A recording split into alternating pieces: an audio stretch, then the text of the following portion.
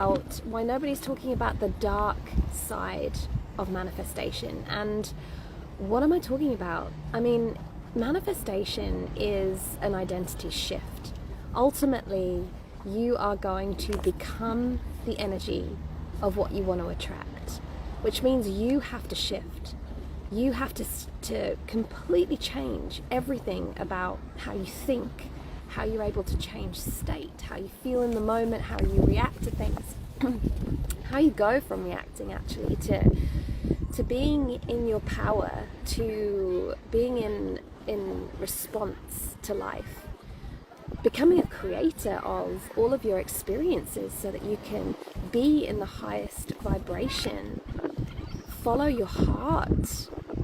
So the thing about manifestation is that if you really want to get into the highest illumination, highest ascension, you're actually going to go inevitably through the dark night of the soul. And that is what people are not talking about, this dark side of manifestation, how you are going to experience the tower moments where life suddenly starts to crumble down around you, because that is what happens when energy starts to align, right? If you have been living in this low vibration reality, then life's going to crumble. As you start to shift, life's going to start to shift. And depending on how much you let go and surrender to this process, you know, the more painful it can become. I've had the flu. So you're in the dark night of the soul because you need to be in the dark night of the soul, right? There's lessons that you need to learn, because the tower moments are just the start. The tower moments are life beginning to align to the vibration that you are shifting into as you have this identity shift. Whether you choose at this moment to hold on to your ego's ideals of safety and security is up to you. If you can let go and surrender as life begins to crumble, then the dark night of the soul, it's going to move quickly on, right? However, if you hold on, you're going to build more towers. So you step into this dark night of the soul because you're meant to be there, because you're meant to see how your ego and its ideals have been keeping you safe, have been creating these walls that are effectively a self-created prison, right? They've been trapping you away from the joy of life that you seek, this high vibrational reality. Because generally, actually all the time, this high vibrational reality that you seek, there is no safety. It's a creative wave of chaos. You are one with the universe. You are in unity consciousness where there's no separation between you and God. You are God. You become the creator, which means you have to have unconditional love and trust. We're going to talk about that in a minute. So the depths that you have to go to, it's like the underworld, right? You think about the Egyptians, that they would walk the underworld on purpose. We all fear the underworld because it's the dark night of the soul and it's uncomfortable, it's painful. The Egyptians used to hang out there for the lessons.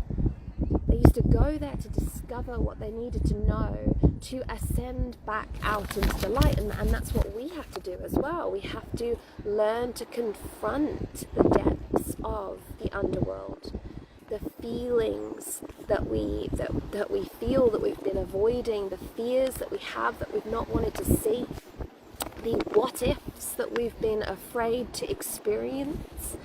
One of my favorite things with clients is turning that what if around. What if this happens, Clara? And I get a smile on my face and I'm like, what if this happens?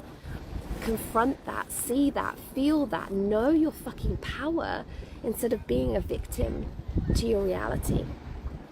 There is nothing in this world that can really hurt you because you're creating all of it. So you'll only create what you can bear, right? But it's like, it's getting to that place where you, like I say, learn to ride that creative wave of chaos. See the ideals that your ego has been holding on to.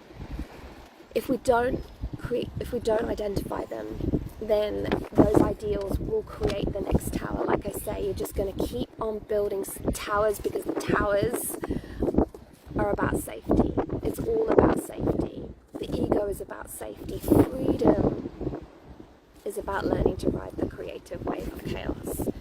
So when we're stuck in those towers, that tower building cycle, that fear of the unknown, fear of our own power, fear of what's outside of our power, it's a low level of consciousness, and we'll manifest from there. So we're always manifesting in every single moment, and we can choose, right? Do we manifest from that lower level of consciousness, from those lower energies that are all around your primal center, your root chakra, basically the memories that you hold on to of where you have experienced pain, because fear is an anticipation of pain? Or do you rise up into those higher energy centers? Do you experience unconditional fucking love for whatever is happening, because all of it is happening on purpose? Being able in the moment to go from that victim consciousness of, oh my gosh, this is happening to me, to, fuck, this is happening for me. How do I navigate through what I'm experiencing, even if it is the underworld, even if it is the darkness, even if it is the void? The void is the beginning of creation. The void is the space from which, it's the space of nothing from which something becomes, right? Because we allow ourselves to be. We allow ourselves to connect with our truth. And when we connect with our truth, we're in our heart, not our minds. So we're starting to create in the place of the unknown and the what we don't know that we don't know, right? Instead of the known, because the known is what we know keeps us safe. And yeah, like it just creates the same reality over and over again. It's like the matrix that you can't escape from. So what this dark side of manifestation does that people don't talk about is creates the spiritual strength. It's so much easier to talk about The Secret and, all of these new manifestation techniques and bullshit, really. Are we developing spiritual strength when we're there? No. Are we developing spiritual strength when being tested to places that feel like beyond the limits of our capacity? Yes. And that's where we have to go. We have to go beyond where we think that we can arrive to in our strength, to prove to ourselves that we can, to prove to ourselves that we're fucking possible, to prove that we can do anything, be anything. We have to unbecome to become, and learn to trust. This is a huge one, what we can't see. Because in that unknown, it's like learning to navigate from your heart's belief, your heart's faith, instead of the logic that you find in your head, the programs that have been imprinted into your head, the conditioning that you've had about what's possible and what's not possible, going from the thinking and the tangible to the intangible. I just fucking feel that this can be true, and I'm going to trust it. I'm going to trust it even though I can't see it. I'm going to trust it even though there's nothing outside of myself to validate it. I'm going to trust it. And that there is where, again, you are lifting up into those higher energies of unconditional love, trust, ascension, highest frequency. So at this point, your trust in yourself becomes unbreakable, right? And that is where we can reframe, I guess, this dark side of manifestation, this dark side of this dark night of the soul and its negatives and its pain and its unpredictability and those tower moments, to this beautiful spiritual gestation. Because if we're in gestation, then we're about to rebirth. And the rebirth is the new identity, the energy of that which you are trying to have, you're actually becoming, right? And this gives you the keys to the universe if you survive it, because most people don't. You know, I work with entrepreneurs and things get tough. You know, they hit dead end, wall after wall, and they give up.